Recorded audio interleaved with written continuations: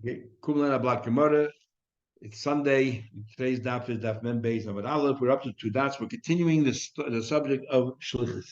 And the last thing we learned about was about the distribution of assets that a patrufus has the power to decide how to distribute it. Amar Nachman Mishmul. You say them orphans. They want to just divide their father's estate. Bezdin ma'amidin lem apatrufus. Bezdin sets up an apatrufus administrator. Lehem chelik yafa, tries to choose for each one the best share. But if they grow up, they can protest and say we're not happy with the distribution.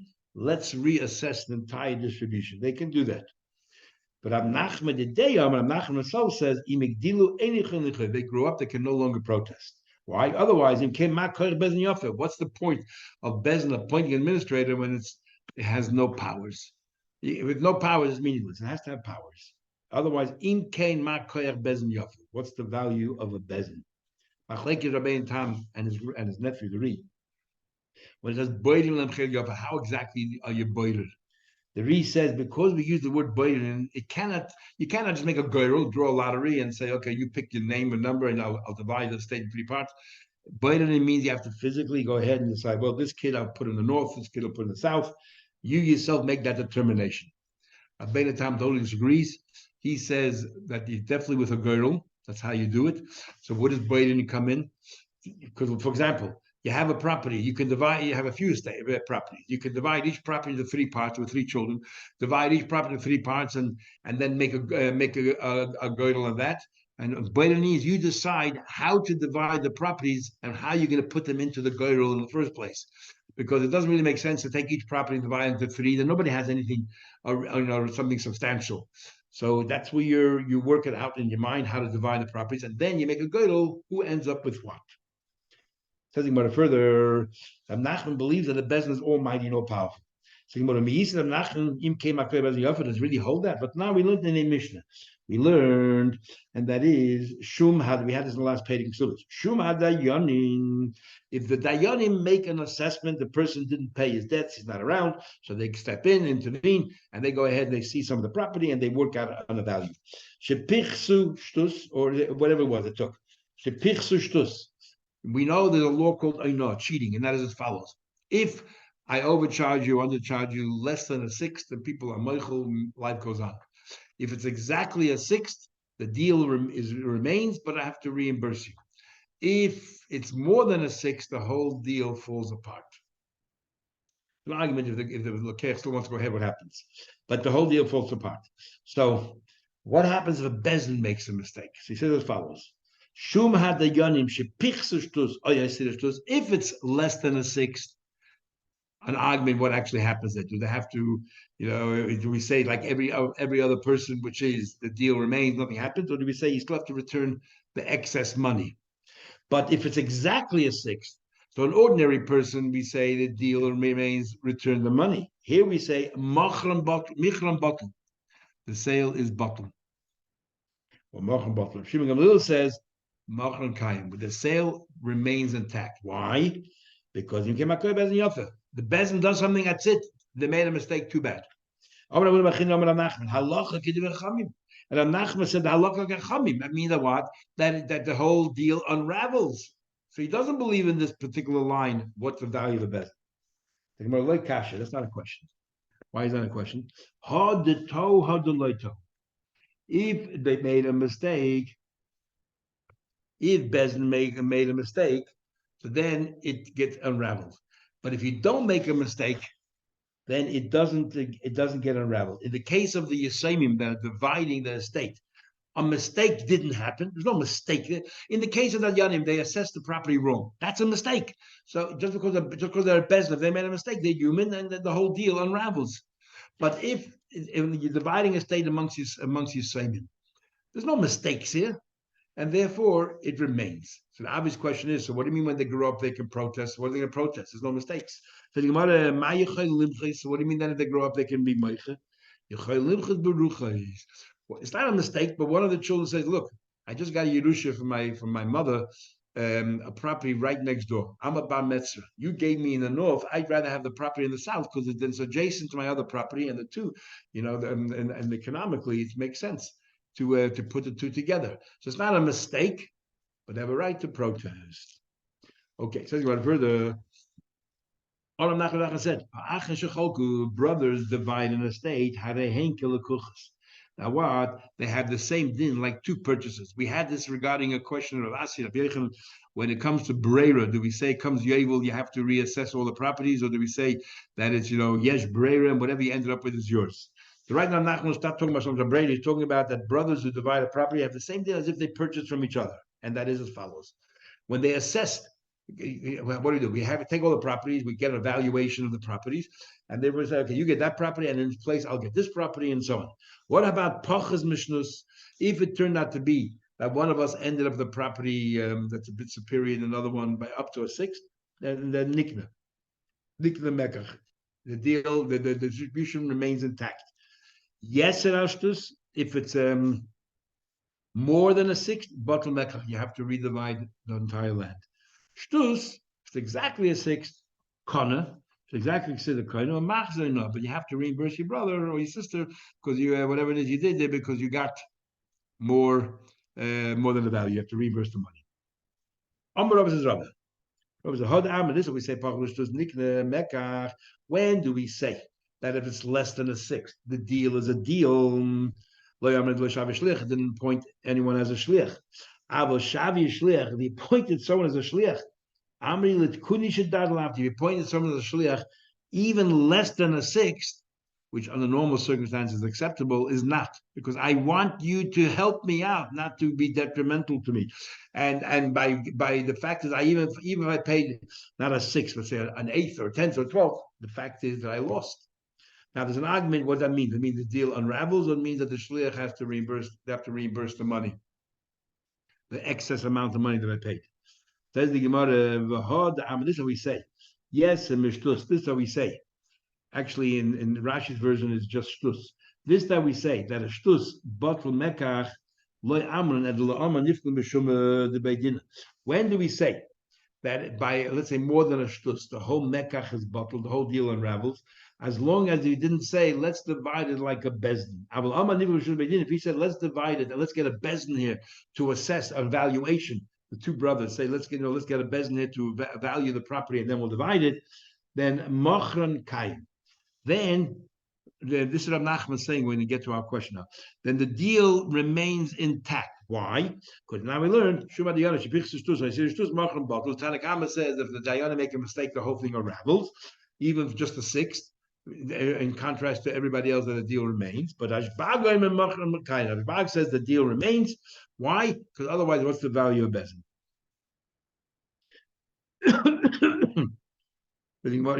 So what do we see from here? That Rav Nachman here says, sorry, we'll get to Rav Nachman. V'hada Amran. This that we say, Shtus Kana. This that we say that if you have a sixth, the deal remains, but you have to reimburse the money. Umachzir Aino, you return the money. La Amran El Metal, only if it's portable items. But if it's land, ain't another kakai. When it comes to real estate, there's no cheating by real estate. So it traces understood from Rashi that Rashi holds when it comes to land, if it's exactly a sixth, then no money gets changed hands because it'll one day reach that value. But if it's more than a sixth, it still unravels. And Traces holds up to double the amount. Even you were cheated up to 50% more than its value, it'll get there one day, and therefore there's no Ainoah by property, but not above that. Above 50%, he says, then already it unravels by property as well. When do we say by property that if you were underpaid or overpaid, the deal remains? Ella the poli below. We divided, and what the mistake was in the valuation, because one day it'll reach a valuation. We talk about the measurement of the land. You're selling me an acre. It turned out to be only 3/4 of an acre. That is no forgiving, because that's something that could be measured. When it comes to valuation, it's a theoretical thing, it's an arbitrary thing. So therefore, if right now today it's worth X, it'll be worth tomorrow Y.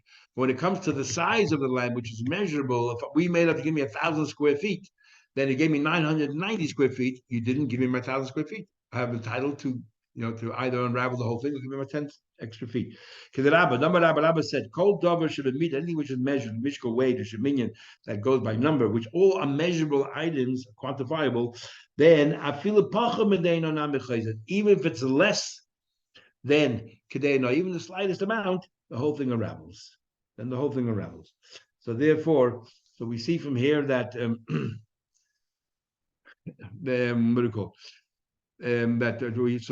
we brought here that Nachman who said that if they go ahead and they say that we want to be like a bezin, then we treat them like a bezin, which is that what? That the deal remains. That the bezin is, in other words, if it's, let's say, stamazay, we say that, if I make, first of all, we said if I made a shliach and the shliach changed, it made a mistake, and the whole thing falls apart. And when do we say that if it's more than a sixth, the whole deal falls apart? Is only if you didn't say I want to be like a bezin. But if you said you want to be like a bezin, then the deal remains. Because over here we seem to be pasking like Rav Shimon ben Gamliel. So the previous Gemara we pasking like the Chachamim, and in this Gemara here we're pasking like Rav Shimon ben Gamliel. Before we pass the Chachamim, that bezin makes a mistake, the whole thing unravels. But now the Gemara is ruling Rav Shimon. If the brother said we want to be like a bezin, then Im came bezin yafa, and whatever happens, happens. And basically, if has a problem, the two Gemaras, how do you reconcile the two Gemaras? And to say that Rava argues Rav Nachman, Tosfos finds that difficult because this Gemara said by Rava was a student of Nachman. So why is he arguing with Rav Nachman? Anyhow, the Gemara continues down. So we learned that shlichus works, but we have a rule, and that's what we're going to talk about now. Ein shliach l'dvar avera. If I ask a shliach to do an avera for me, the shliach cannot say, "Well, I'm only a shliach. I'm an agent. The shliach should be held responsible. The shliach is responsible." So this that we learned. Somebody set the fire in the hand of somebody who is deaf and dumb or shaita or a child is patum medini adam. Since this person cannot be a shliach, right? So I did the wrong thing. But I only caused the damage. I didn't light the fire. This child went ahead and took the fire and lit it somewhere. I told this, in fact, I told the child, I want you to burn that person's house down.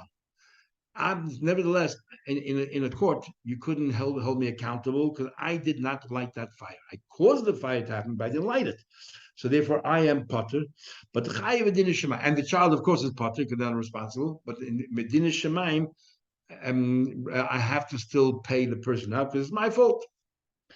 What about Shila Be'apekech? If I sent in a tell the person, I said to the guy, I want you to go out there and burn that person's house down, and this person did it. Pekech chayiv. The pekech is liable. Why? Lamai name of shluch ron kamaisei. What happened to shluch ron kamaisei? Says the Gemara, shiny husband is different. The ein shliach l'dvar avera. There's no shliach when it comes to a sin, and why not? So the Gemara brings down a logic.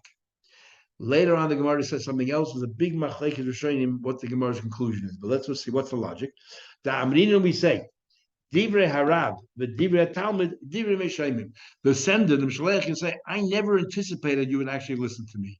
Hashem said, don't harm somebody else. I said you should. Did I think for 1 minute you'd listen to me rather than to Hashem? Not for a minute. So therefore, I never really appointed you to be Mashliach. Divrei Harav, Divrei Talmud, Meshaimim. Now, what are the ramifications of that? What happened? The shliach did not realize he's doing an avera. For example, I tell the shliach, and you see that goat over there, it's mine. Can you just bring it to my house? The shliach has no idea that you're actually stealing it, and he's bringing it to your house. Then, in that case, yes, shliach advar avera. I can no longer say divrei harav, divrei talmud mishoimin. Of course, he'd listen to me. Why wouldn't he? He thinks it's mine. So that's one of the outcomes if you learn that it's a logical thing. Says Gemara further. I am asking a question. The time we learn, we have the laws of Me'ilah, which is like this. You're not allowed to use kachim for your own purpose. If you use it for your own purpose, it's stealing. So if you did it b'mezid, you chayiv misa. If you did it, but if you did it b'shoigig, they would say as follows: you got to reimburse hegdish, and you got to pay an extra penalty, and you got to bring a korban hasham me'ilas. So when is this din milah? Only if you're a shayga. You had no idea at the time that the money you're using is actually hegdish money. So what happens? Somebody gave you money. Mishlei gave you money. He said, "Give me a favor. Go out there and buy something for me. Go buy something for me." and turned out to be his haggish money. So who's liable, the shliach or the mashalech, the one who gave him the money? So it says as follows: if shliach I told the guy, go buy me a potato, and he brought me back rice. So the shliach did not carry out the shlichus, which means he's no longer my shliach. He's working for himself, then he's liable. Shliach mal, then shliach is mal. He's not working for me. Oh, but also shlichus, if he carried out, I told him buy me a coke or a talus, and he bought exactly what I asked him to, then balabayis mal. Then the balabayis is the one who is moil. Yep. Why? Because he acted as a shlich. Shlich varveda. Is he also because the balabais? Balabais be a mol. Am I? Why name agent varveda? You just told me that there's no shlich varveda. Why is the shlich over here exempt? And we go to the mishalech. It should be ancient varveda. That's the most question. So we want to answer. Shiny mila. Mila is an exception. The yalfa chet mitruma. We learn out from truma. All the laws of Me'ilah we learn from Truma Gzeres Shava, and one of the laws of Truma is we just learned before the Shlichus by Truma, so the Shlichus by Me'ilah. By Me'ilah, by having Shlichus, it's a Shlichus by Me'ilah. So what? We have a special Gzeres Shava. It's a unique situation. Ma Truma Shava Shlich, Af Me'ilah Shava Shlich. Truma can point a Shlich, so too by Me'ilah. Says the Gemara of a Neilif Minah. So now that you have a pasuk that there's a Shlich by an Avera, let's compare everything to that and say there is Shlichus by an Avera. Says the Gemara, we should have a Me'ilah, Ushlichas Yad, Shnei Ksulim by Gecher, because Me'ilah and Shlichas Yad are two psukim that come together. The Chol Shnei Ksulim by Gecher, Ein Melamdim, where he had it a few times already. If the Torah repeats the same halacha twice, it's coming to limit you only to those two and nowhere else. Me'ilah and Hada Amran. And what's the second pasuk? We have an exception that what? There's a Shlichas Ba'avera, and there's one other pasuk and one other exception. So now that we have two psukim, it's limited to that. And what is that? Shlichus yad mahi. What's the case of shlichus yad? The Tanya, look in the Brisa. It says when you're a shomer, right? If you're a shomer and you use the object that I'm supposed to watch, even though I'm a shomer chinam, which means I'm basically not responsible for anything unless I was negligent. But otherwise, if it's stolen, I'm not responsible.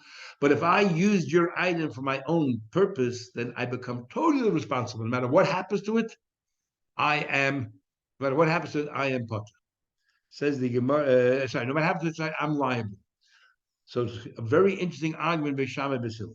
Tanya, we learned I'll call Dvar Pesha. It says I'll call Dvar Pesha. And anything that occurred is totally this person's fault. A cow or a donkey, whatever it is, totally this person's fault. So Gemara says, what do you mean Dvar Pesha? Dvar can also mean words of Pesha. Come lo Shammai says. To tell you that if I'm the shaman, if I just thought about using your object, I'm already liable if anything else happens to it afterward. Just thinking about it. And Basil says no. No, only if I physically lifted the barrel of wine and so on, then I become responsible for anything that happens afterwards, even though I'm a shaman chinam. It says, I have to swear that I did not use it for my own purpose. That's it. It says clearly Dvar Pesha. It says what do you want from me? It says in the Torah clearly you have to swear I did not use it for my own purpose. What are you going to do with the pasuk Dvar, which sounds like talking, thinking, and you're already responsible? So the Beis says, I would have thought. Ainly Elahu, only if he actually physically picked up the barrel of wine, then he becomes liable. If he told his agent, go ahead and pick up the barrel, but now how do you know? I'll call Dvar Pesha. It says Dvar Pesha. So what does Basil say? I'm learning from the pasuk I call Dvar Pesha that if you told the shliach do it on my behalf, I'm already liable. Shliach Dvar Beira. So we have two psukim. We have the pasuk of Shlichus Ba'areda by Me'ilah, and we have the pasuk of Shlichus Ba'areda by Shlichus Yad. How would Beis Shammai even prove such a thing? It's machshava. Okay, it says Dvar. Dvar is the word dibur, talking. Yeah, but he goes to, how do you prove, how does Beis Shammai prove this? Oh, the only way is he said it. I think, yeah. He told somebody, oh, I want that barrel. Okay. So otherwise he'll deny it. Yeah, exactly. It seems like. So that's why he's dibur. He tells somebody what your machshava is up. Now, the very fact that Gemara asked the question for Mila is difficult to understand because Me'ila only works if the shliach had no idea that this is money from Hegdish. So how can you say Divrei Harava, Divrei Talmud Mishaymin? And in other words, in this case, definitely, yes, shliach dvar. You just said before the whole logic why there's no shliach is because I say, I never thought the guy would listen to me. So he's not my shliach. But in the case of Meila, I can't say that because we both didn't know, or at least that person didn't know that was Hegdish money. So how can I say I was sure he would listen to me? So therefore, of course, it's a shliach. Hey, what's the first question? Proves that maybe, and this is some other Shem hold, that the Gemara's conclusion is we don't use the svara of Divrei Harav and Divrei Talmud Shleimin. Actually, you know what we learn from? The two psukim that it says there is a shliach tells you that everywhere else there is no shliach. And therefore, according to them, even if the shliach had no inkling that there's anything wrong here, the Meshalech is still not liable. I'll give you a few other examples. Big nafmin halacha. What happens if there's no avera for the shliach? That whatever you ask the shliach to do, for him it's not an avera, but for the shliach it is. What happens then? Is the shliach avera or not? If you learn there's a logic, divrei harav, divrei talmud shemin, why wouldn't this person do it? The shliach has no avera. Why wouldn't the shliach do it? So then the Meshalech would be liable. But if it's exeris akasiv, it makes no difference. Or the other way around. For the Meshalech, it's not an avera, but for the shliach, it is. Do we say in this case, yes, shliach and or not? If you learn that divrei rabba, divrei talmud mishoymin, then ain't shliach, because he said, I never expected him to listen to me. Who cares for me, it's an avera or not? But for that person, it's an avera. You shouldn't have listened. But if you learn from the psukim there, then if the Meshalech is no Avera, that's not Meshlichus. Okay, let's quickly do a few more lines and then we'll stop. Says the Gemara, okay, so according to Basil, you have a second pasuk. Ela Beshamai. According to Beshamai, the Mukmel al Hakroba Machshava Kemaisa, Beshamai said it has nothing to do with Shlichus. It has to do with just thinking, the top of Gimel Ralev, the Neilith Minei. Then according to Beshamai, we only have one pasuk, Me'ilu, which tells you there is Shlichus Dvar, and that's how it should be. So we answer, we should have a Me'ilu Tvichu Mechira. There's another din where you find the shlichus, and that is the following. If you steal something, an animal, a ganef, you pay back double. But if you then took the animal and you sold it, or you shechted it, you pay 4 or 5 times. Depends if it's a sheep or if it's a cow. And there, also, if you ask the shliach to shecht it for you, the meshalech is liable. So you have 2 psukim now, me'ilah, and you have tvicha mechira. According to Basil, you have 3 psukim. You have me'ilah, you have tvicha mechira, and you have also shlichus yad. What's the story about tvicha mechira? We'll just finish this. Shnei psukim should have me'ilah tvicha mechira shnei tzimah gechad. B'chozu echad emalam. Me'ilah hadam, we just said it. Tvicha mechira ma'i. What's that? Macron says the pasuk with tvachai. You shechted the animal that you stole, or machara, or you sold it. Ma mechira de'achar. When you sell it, you need another person involved. Who are you selling it to? Tvicha ay de'achar. Shechting also, if you got another person involved, you are liable. Rabbi Shmuel Tana, he said the word oy is l'rabba z'shlech. Just by saying tvachai oy machar oy comes as if and another person as well involved in your shchita. That was a shlich. And v'chizkiah Tana from the word tachas. It says you should pay 4 times tachas as seh and 5 times tachas. The shirt tachas means a substitute, either you or your substitute did it, which is your shliach. The bottom line is you have now according to Basil 3 psukim and according to Beishamai 2 psukim.